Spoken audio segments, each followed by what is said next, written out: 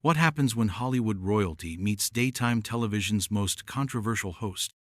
You won't believe what unfolds when Denzel Washington sits down with Whoopi Goldberg on The View, and a simple conversation about his latest film spirals into one of the most explosive confrontations in talk show history.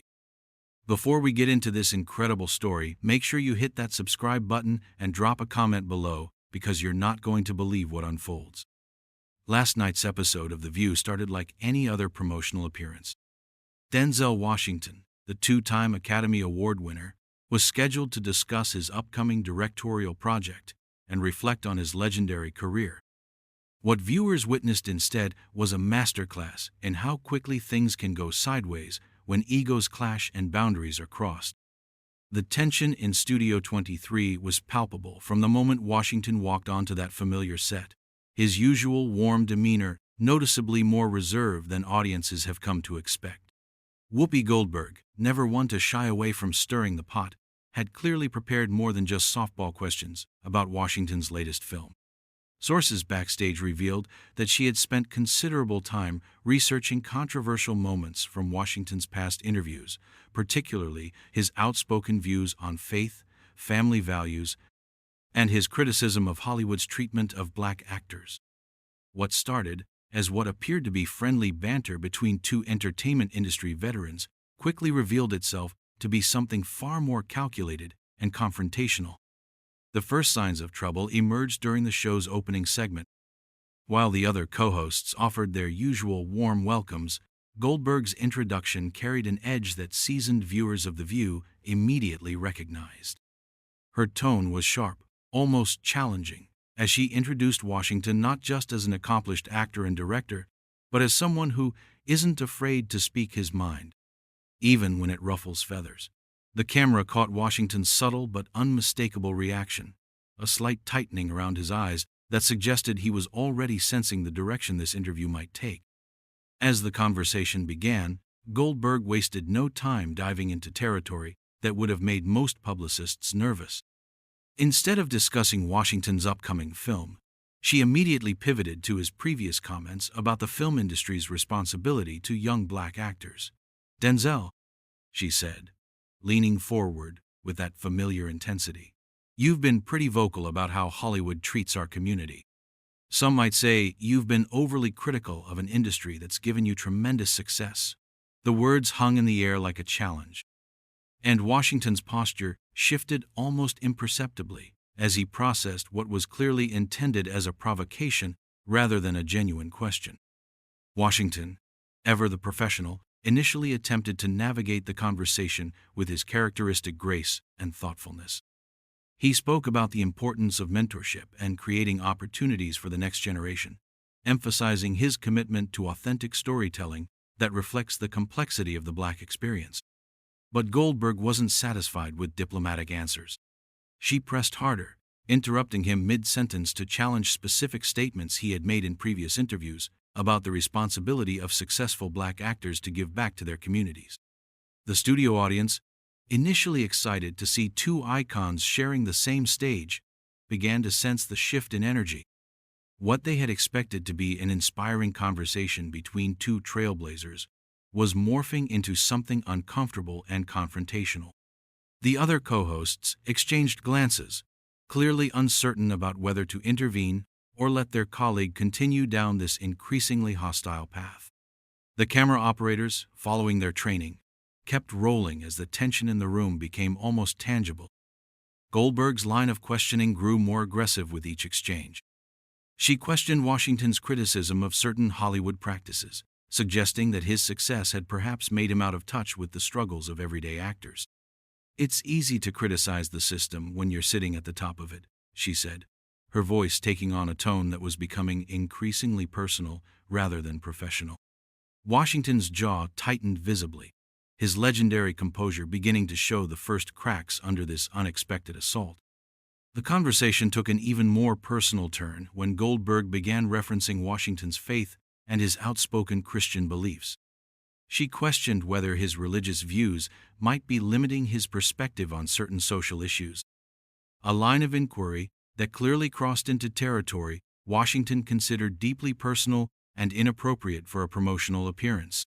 His responses became more measured, more careful, as he realized he was no longer participating in an interview, but defending himself against what felt like a deliberate attack on his character and values. As the segment continued, it became clear to everyone in the studio that this was no longer about promoting Washington's film or celebrating his career achievements. Goldberg had transformed what should have been a respectful conversation between peers into a combative interrogation, with Washington increasingly finding himself on the defensive. The audience's energy had shifted from excitement to discomfort, with many beginning to sense that they were witnessing something that would likely make headlines for all the wrong reasons. The breaking point was rapidly approaching, and what happened next would transform this already tense encounter into television history. Washington's legendary patience was being tested like never before, and Goldberg showed no signs of backing down from her increasingly aggressive approach. The stage was set for a confrontation that would leave both their reputations forever changed, and the audience holding their breath as two titans of entertainment prepared for an explosive showdown that no one saw coming. The moment that would send shock waves through daytime television began with what seemed like an innocent question about Washington's production company and its hiring practices. But Goldberg's delivery was anything but innocent.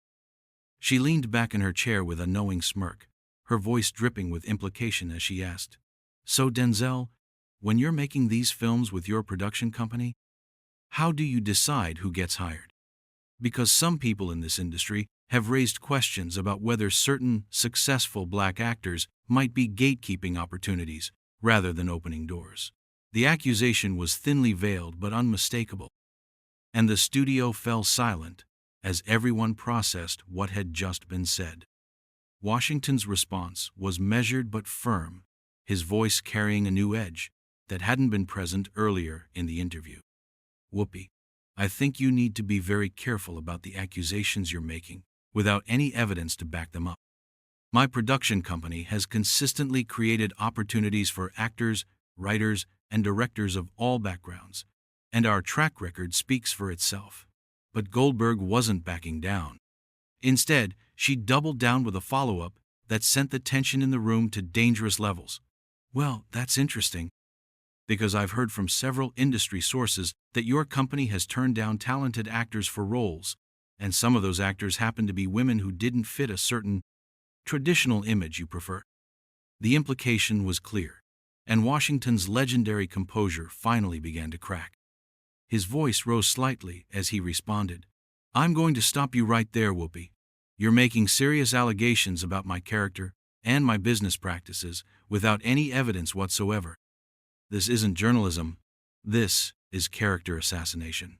The other co-hosts looked visibly uncomfortable, with some attempting to interject and change the subject, but Goldberg waved them off with a dismissive gesture that made it clear she wasn't finished with her line of attack. What happened next crossed every line of professional courtesy and respect that exists in television. Goldberg, emboldened by Washington's visible frustration, decided to go nuclear. She brought up his past comments about the responsibility of black men as fathers and role models, twisting his words to suggest that he was somehow judging other black families who didn't meet his traditional standards. "You've talked a lot about black fathers and their responsibility to their families," she said, her tone now openly confrontational. "But some people might say that's pretty judgmental coming from someone in Hollywood who's been insulated from the real struggles that everyday black families face." Washington's response was swift and pointed, his voice now carrying the full weight of his decades of experience and respect in the industry. "Whoopi, what you're doing right now is exactly what's wrong with this business. Instead of having a conversation about the work and the positive impact we can have, you're trying to tear down someone who's spent their entire career trying to uplift our community. I've never claimed to be perfect, but I've always tried to use my platform responsibly." The words hit like a thunderbolt, and for a moment, even Goldberg seemed taken aback by the force of his response. But rather than backing down or acknowledging that she had gone too far, Goldberg escalated further, making a comment that would prove to be the point of no return. She questioned whether Washington's success had made him disconnected from real black experiences, and suggested that his traditional values might be out of step with modern Black America. The personal nature of the attack was unprecedented, even for The View, a show known for heated exchanges and controversial moments.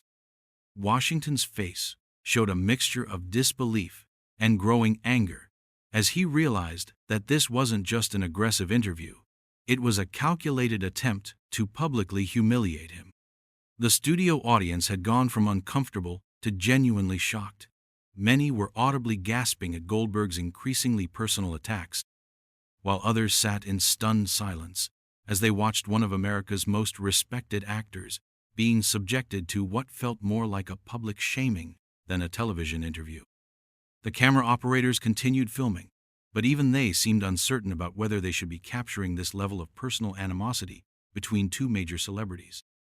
Washington's response to this latest attack showed that his famous patience had finally reached its limit.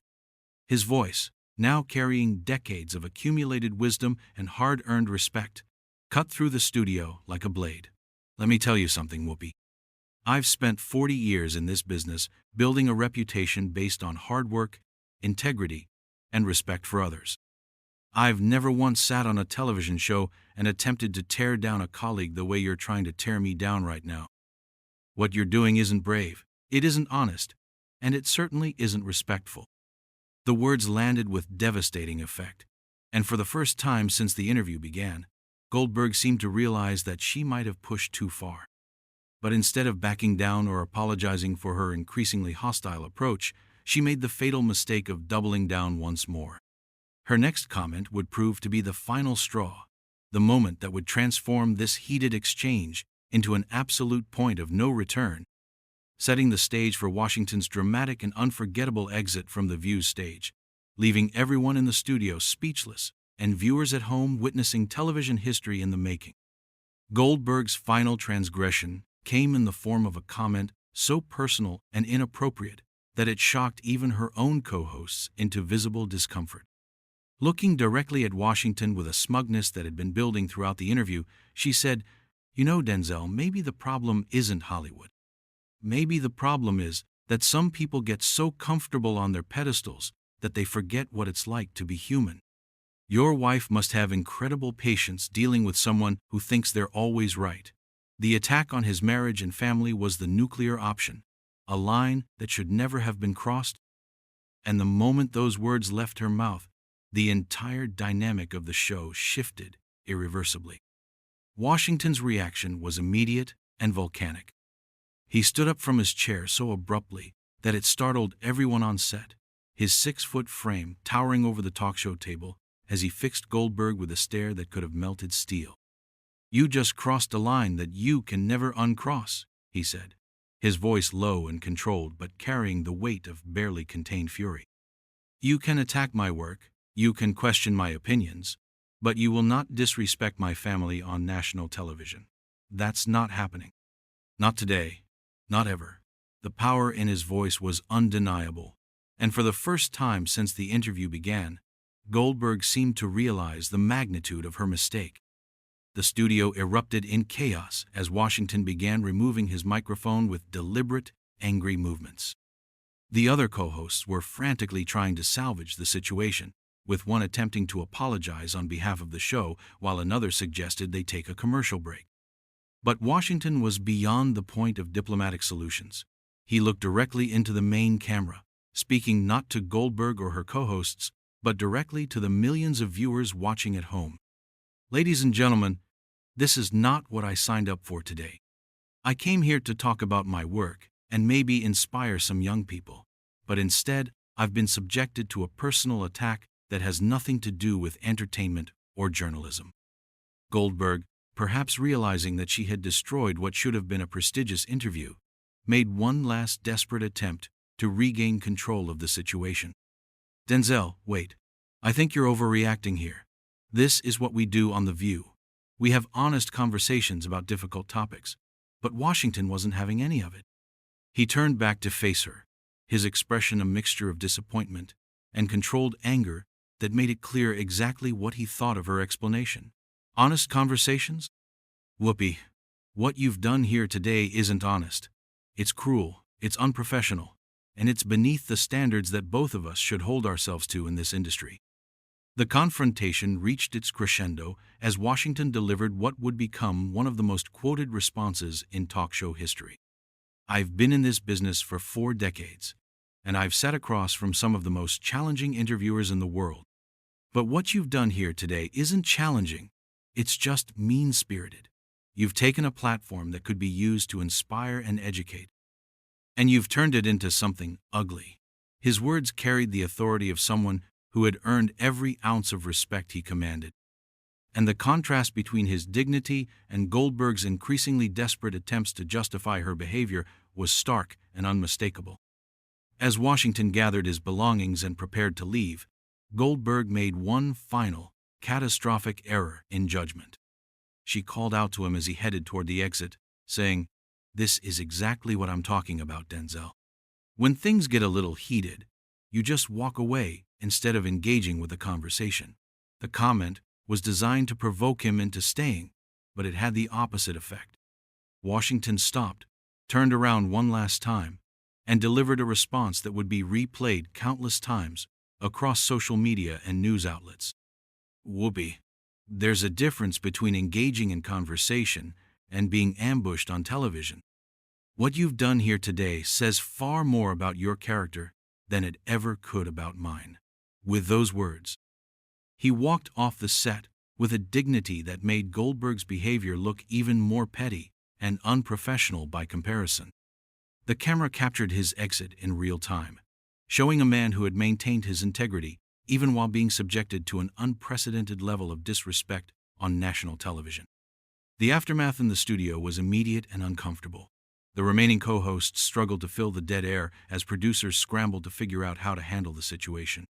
Goldberg, now visibly rattled by the complete collapse of what should have been a prestigious interview, attempted to justify her approach to both her colleagues and the audience.